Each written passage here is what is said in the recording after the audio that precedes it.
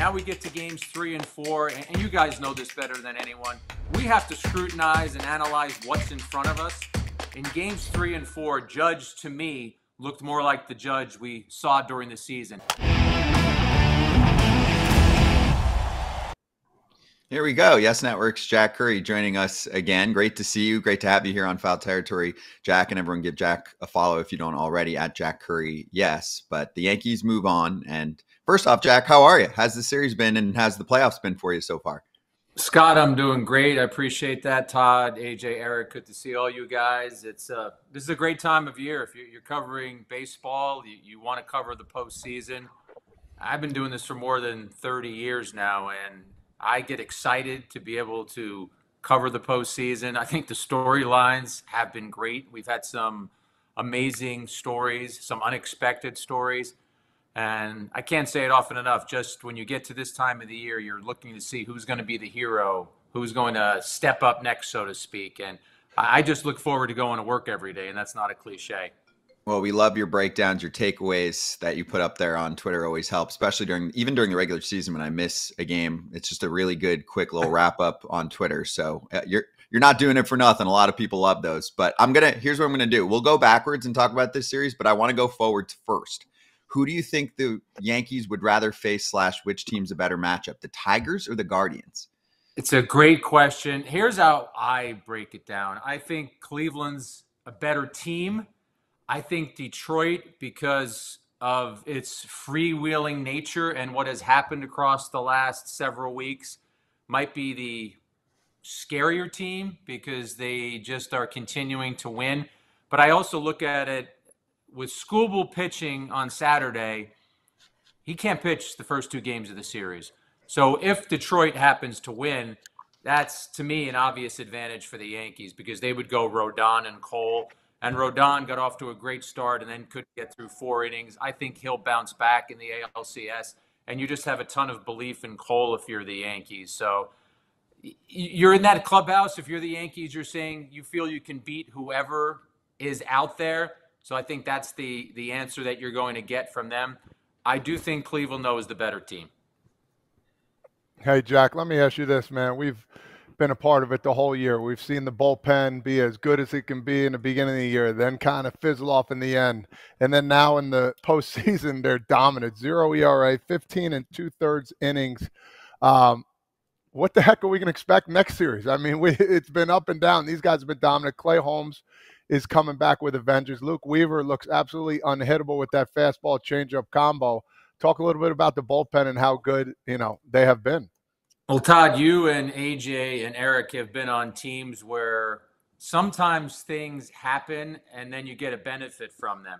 The Yankees didn't want Clay Holmes to lose his closer job. They wanted Clay Holmes to be their closer for the entire season. And then it got to a point with those 13 blown saves. You've got to win the games that you're supposed to win. And Clay Holmes was struggling in that position. Suddenly they try Luke Weaver. And if you want to talk about a front office deserving a pat on the back, Yankees picked up Luke Weaver off waivers last year. They signed him to a $2 million deal for this year. And now the guy is absolutely dominant. Since he became the closer, he's struck out more than half of the guys that he's facing. Great fastball up in the zone. He throws a cutter and a changeup as well, but he's got this sneaky confidence about himself. And as you just said, Todd, lo and behold, as Weaver is ascending to that closer position, now you've brought Clay Holmes back. And now you've turned him into a weapon before that closer position. And I think the key for Holmes has been throwing his sinker more. He got away from the sinker in the second half and was throwing more sliders and sweepers. And I sometimes watch him, guys, and he did this last night. He'll throw a 97 or 98 mile per hour sinker on the corner. And you'll even see from the batter's reaction, why would you throw anything else? Now, he will work in the slider. He will work in the sweeper. But even last night, those 3 batters, all 3 outs came on sinkers. You said Rodon is definitely starting game 1. Is that your opinion? Is that the team's opinion? Or should there be more of a discussion that Clark Schmidt should be in there game 1? That's my opinion, Eric. What we'll have to see when the Yankees actually make it official. I think they're going to stay on rotation of what they've done so far. Rodon got off to a great start. maybe a little too amped up, maybe a little too hyped up in the first inning? I would turn that question to you and to AJ. You got a guy in the first inning who just looked so powerful, and then things fizzled away from him. It got away from him quickly. But I think, in all honesty, he's earned the right to be the number one guy. Schmidt came back and in September had to work his way back after the lat injury. I think they like Schmidt. I think he will probably end up being your Game 3 starter. But I think they believe in Rodon. 32 starts this year. There was a hiccup of a handful of starts in there. We had about a 9 or 10 ERA. But other than that, the guy pitched very well, and I think they'll have belief in him for an opener. Rodon the other night looked like Scott at a EDC. Here's the first beat drop, and he's like, "Yeah!" Right, and then it all goes down. He had that huge like adrenaline dump after that, and that happens a lot in starting pitchers in the playoffs. They come out and they're amped up, and then they realize like, "Oh man, I got to go more than just this one inning." So I think that's what happened to him. He'll learn from it. It's been a long time since Carlos Rodon pitched in the playoffs. Let's not forget. He'll learn from it. He'll be better, and he'll get through it. But my question is about the offense, right? We talked about it. Stanton was great, but Judge, Wells, some of these guys that they're counting on didn't really hit. Now, was that more Royals pitching, or we've seen this now from Judge for a few times, or is this on Aaron Judge having to make an adjustment? Because when I watched him, he looked the same. He was swinging at the same pitches. He just wasn't hitting them. It's interesting that you asked, was it Judge or was it Royals pitching, AJ? Because I was at the workout before this series started, and I thought Matt Quatrero gave a very interesting answer when he was asked about Judge and Soto. They're so electrifying. They're so dynamic. How do you approach them? And he said, you either have to attack, avoid, but don't say you're going to pitch them careful, because that's not a good message to send to your pitchers, and that's not a good strategy. And they attacked. From the first pitch that they threw to Judge in this series, Waka threw a fastball, four-seam fastball, right on the outside corner. So they went right after him. I do think that the Royals pitched him very well. In that first game, he saw 8 changeups. He swung and missed at 4. The other 4 were out of the zone. Now, Waka obviously features a changeup. Reagans throws a changeup. In the second game, Judge saw 1 changeup. So they were mixing things up on him. But now we get to games 3 and 4, and you guys know this better than anyone. We have to scrutinize and analyze what's in front of us. In games 3 and 4, Judge, to me, looked more like the Judge we saw during the season.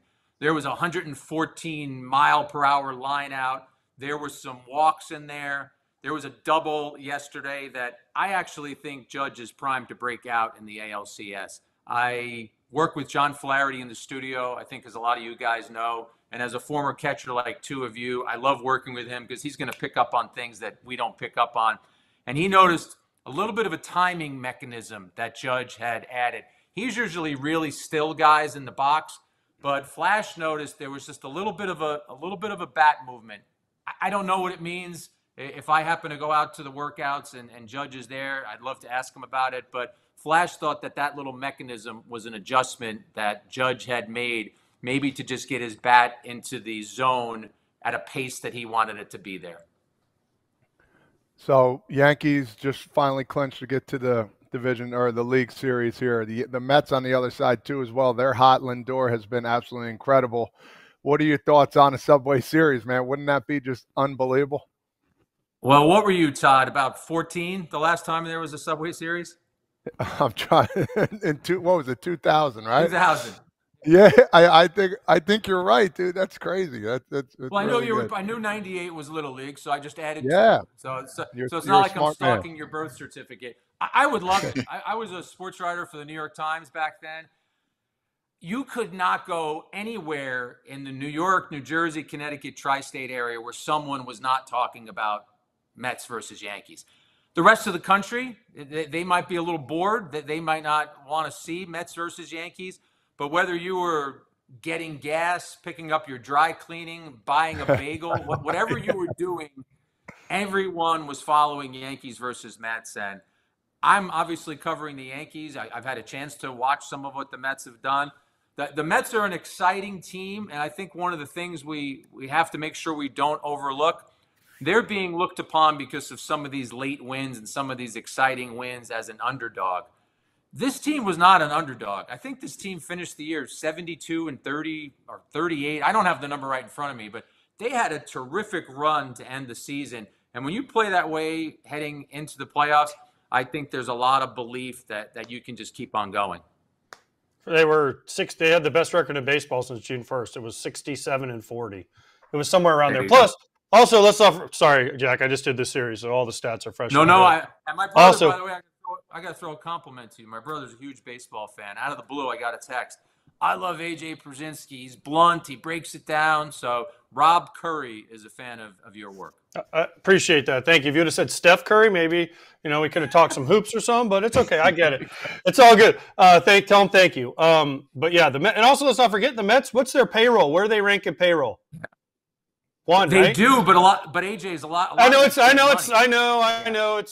and Verlander, but still, when you pull up the stats, but who'd they get for those guys? Acuna and some guys that have helped them also. So let's not forget that it's but they have the number one payroll in baseball. So when we're calling them underdogs, they're not underdogs. There it is. I mean, that's crazy, right? They do, but let's also look around the diamond. Vientos is a kid. Alvarez is a kid. So you mentioned Acuna. He obviously got some playing time when Lindor went down. Yeah, you can't ignore the numbers. Those numbers are what they are. I just think we have to dig a little deeper to say that 40 to 50 million of that, maybe more, it isn't on this current roster. Don't be Todd Frazier apologist, okay? Apologize for the Mets, okay? Like, stop. He usually has to apologize for the Yankees. This time he has Mets and Yankees to apologize. But let me ask you this: if the Yankees don't make the World Series, is this a failure with the way the playoffs lined up for them? Having to only play the AL Central, not having to play the Astros, not having to play the Orioles. I mean, listen, you say what you want about the AL Central. Yes, they got 3 teams in, but especially if the Tigers go and they don't have to face Scooble in game 1 or 2, I mean, this has to be considered a failure, right? I will answer this in 2 ways, AJ. I covered the Yankees at a time where George Steinbrenner was the owner. And George Steinbrenner's mission for his team was always, if you don't win a World Series, it's been an unsuccessful season. Is that a tough mandate? Is that a tough bar to live up to? It absolutely is. But when you're around the Yankees, that's the bar that's been set, even when it's been 15 years since they've won a World Series. To your point about the immediate and what's in front of them, we had Brian Cashman on a preview show that we did, and I asked the same question of him that you just asked of me. I said, the Astros have been your nemesis. They've knocked you out of the postseason 4 times. You and the Orioles have been going head-to-head for the whole season. Those 2 obstacles are now pushed off to the side. Is there a clearer, I think I said less cluttered, is there a less cluttered path to you getting to the postseason? Now, Cashman, of course, swatted it away because he doesn't want his team to think that way. And he said if the Astros and the Orioles were so good, they would have beaten those teams. All of that being said, I'm on the side of, yes, this is a path for the Yankees to get there. They had the best record in the American League during the regular season. A couple of teams that you believed would have been their bugaboo, so to speak, are no longer there. They played well against the Central all year, 4-2 against the Tigers, 4-2 against the Guardians. Both of those teams will have had a longer series. I think the Yankees have to get to the World Series, and I've said that on Yes a couple of times. We got a problem. Half our viewers are not even subscribed. Hit the subscribe button. Do it. We get it. Mornings are nuts. No time for breakfast, but you need to get your day started right. What if a delicious, nutritious meal could be ready in seconds? Support for Foul Territory is brought to you by Huel, the world's #1 complete nutrition brand. With over 400 million meals sold worldwide, Huel is trusted by millions of people looking to fuel their days with convenient, complete nutrition. Try it for yourself with this exclusive FT offer. 15% off with the code FOUL at Huel.com. You know we're all about saving time, but we get hangry, like a lot. I recently fell in love with the Huel Ultimate Super Greens Powder, which is a perfect blend of 91 vitamins, minerals, and whole food sourced ingredients. I also love their complete nutrition bars, and those hot and savory pouches are fire too. FT fam, give it a shot. Get 15% off with the code FOUL at HUEL.com. Unlock a healthier, easier way to eat with Huel. Nutritionally complete meals in minutes so you can focus on what really matters. If Rizzo is healthy, does he get added to the ALCS roster, or do they stick with what Birdie and Cabrera did? Eric, that's such a great question. I don't know what Rizzo has done with those fractured fingers while the Yankees were playing these ALDS games. I was in the studio. I wasn't in Kansas City to see if Rizzo was actually on the field doing anything. I know Rizzo was hopeful that if the Yankees continued on, that he would be able to be added to the roster. I know how much the Yankees love having him, his leadership, the smart at-bats, the defense that he brings. Rizzo said that he wasn't ready for the ALDS, and there was no way that he could get there. I can't give you a complete answer on that until maybe Sunday when they have a workout day, and we can all find out what his status is. I will say, though, I was at the field on Friday, and I'd never seen John Birdie take balls at first base. And when I got back to the studio, I said to Flaherty, listen, I understand this is watching a guy for 15 minutes, and I know as an ex-player you might cast a somewhat discerning eye toward me. I said, John Birdie's going to be fine at first base. I go, this guy's athletic, he's instinctive, and then you see him make that 3-6 double play last night. Second game ever at first base to make the play, handle the footwork, and then to also make the throw. Birdie acquitted himself very well over there. Let's go over to third base. Are there people in the Yankees organization that are bristling? Maybe not players, because players are always put up the front of like, oh man, we got Jazz, we got his back. I got, Jazz saying that he's got Volpe's back. Are all the antics and things that he's doing, kind of popping off after he hits a home run in a game they lost 4-2, getting chirpy in that game and then saying stuff afterwards? Are there people in the Yankees organization that's more like buttoned up and tightened up, like, hey, let's make sure our media stuff is clean? Or are they like, have at it, carte blanche, all you can eat, Jazz? So I will say that when Aaron Boone has been asked about Jazz Chisholm, and you bring up the one about chirping and him getting booed in Kansas City because he called the Royals lucky, Boone is the manager of the team. And when he was asked about it, he said, oh, that was lighthearted. That was not meant in any way that was offensive toward the team.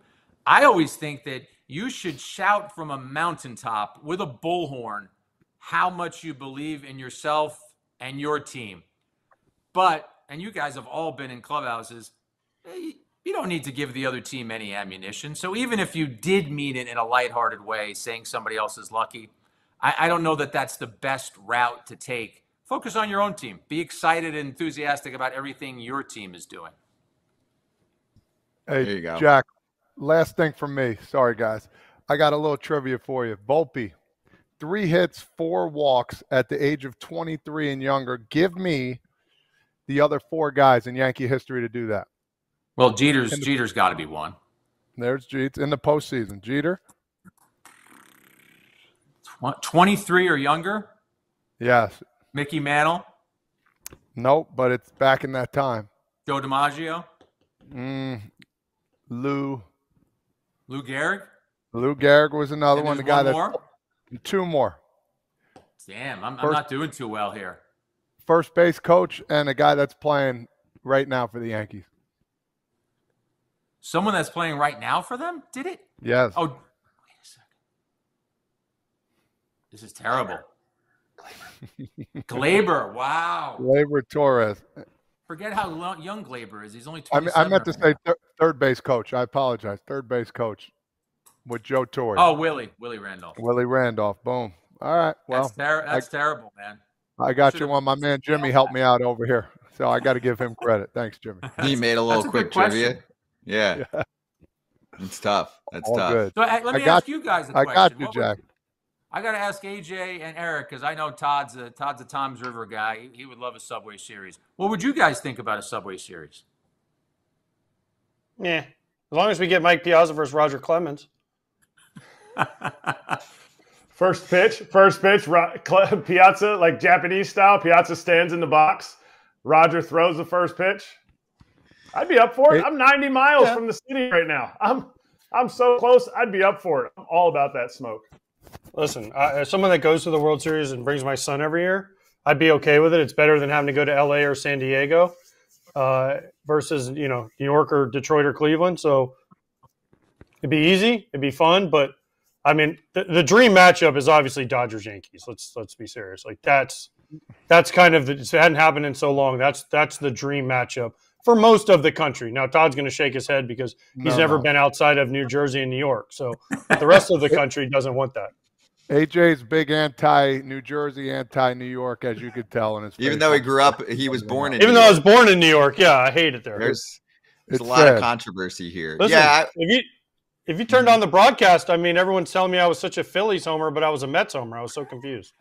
I didn't know which one of a homer I could be. you love everyone, you hate everyone. But I mean, here, my mature professional baseball only perspective, Jack, is I think it would be good for the sport. I agree with AJ. Yankees Dodgers is the dream. You get two different markets. You get the global perspective from Ohtani. But if you have Mets Yankees every quarter century, I think that's not bad for baseball. If it was often, people would probably get more pissed about it, but I do think it's cool, right? It's two big markets, two huge fan bases, and you don't see this very often when they're both good like this, you know?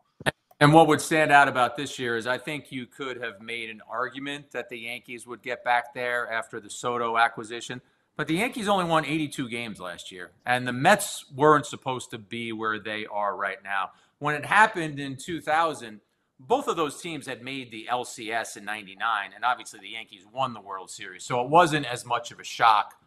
I agree with what you guys say about the two iconic franchises, though. You've got Ohtani and Judge, the two MVP winners. You'll have Yamamoto, who the Yankees really, really thought they had a chance to sign, and then he ends up in L.A. Cole is a Southern California kid, and he would be going up against the L.A. team. So I don't think we can miss either way. Obviously, all of these teams have to get through the LCS first, but it goes back to what I said at the beginning of this interview. Great, great time of the year for all of us. All right, Jack, real quick, give me a quick answer. What's your favorite gimmick the Mets have? Grimace, the pimp guy, OMG, the pumpkin? I mean, what's your favorite gimmick the Mets are rolling with there? I know you're Yankee focused, but what's your favorite Mets? So Todd would probably tell you this, AJ. I am a big music guy. Give me OMG. My mother-in-law, who is no longer with us, was a high school Spanish teacher, so I know a little bit of Spanish, and I dig that song. I think that song is really cool. I think Iglesias has got some skills. This is not some guy, some fake athlete just trying to sing. So I think it's pretty cool jam, and I like that they've got the OMG sign at Citi Field. Good for them. Yeah, it's cool. He's got the remix out today, too, with Pitbull. With Pitbull. Yeah. Go to a Mets game, Jack, and then you hear it 24 hours a day. Trust me, you might like that song now, but it wears on you. It's catchy like that. Well, Jack, thank you so much for joining us. We really appreciate the time. Great to hang with all of us here with you together on a Friday, and we'll see what happens in the next round. Thanks, guys. A lot of fun doing it, and I hope to see you down the line. Hey, everybody. Be sure to like and subscribe for more content. We're back here every weekday, all year long, so do not miss an episode. The videos are coming in all day. Here's another video you might enjoy. Baseball the way it should be covered.